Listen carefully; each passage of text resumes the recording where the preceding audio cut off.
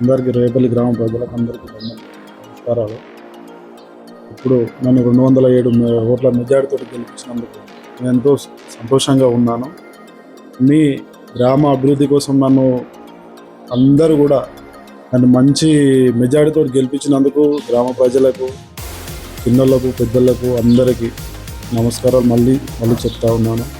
ఏవైతే హామీలు ఇచ్చినో హామీల కంటే ఎక్కువ కూడా నేను అభివృద్ధి చేస్తాను. ఇంకా మళ్ళీ గత 5 ఏళ్ళు, ఈ 5 ఏళ్ళ కంటే మించి ఇంకా 5 ఏళ్ళ పరిపాలన కూడా ఈ 5 ఏళ్ళలోనే చూపిస్తానని నా మనస్ఫూర్తిగా నేను అనుకుంటున్నాను.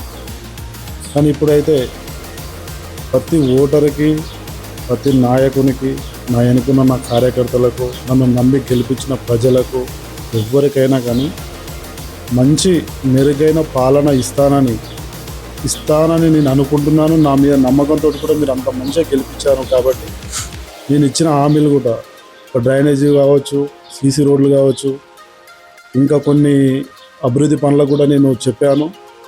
నేను చెప్పిన హామీ కానీ ఏది కానీ ప్రజలకి ఇట్లాంటిది చేస్తానని కూడా చెప్పినాను.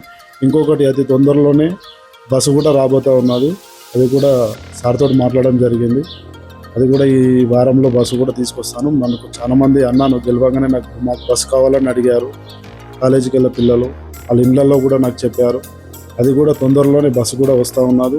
సార్తో మాట్లాడాను, బస్సు కూడా వస్తూ ఉన్నది. ఇంకొకటి మాకు అకంచగూడెం ప్రజలు కూడా నన్ను చాలా భారీ ఎత్తున నన్ను గెలిపించారు. వాళ్ళు నడుము కట్టారంటే ఎవరు కూడా మర్చిపోలేరు. ఎన్నో భయపడతాలకు కూడా భయపడిస్తే కూడా మేము మా అన్నయ్యనుకుంటామని వచ్చిన నా కార్యకర్తలకు అందరికీ శిరస్సు వచ్చి పాదాభివందనం చేస్తాం.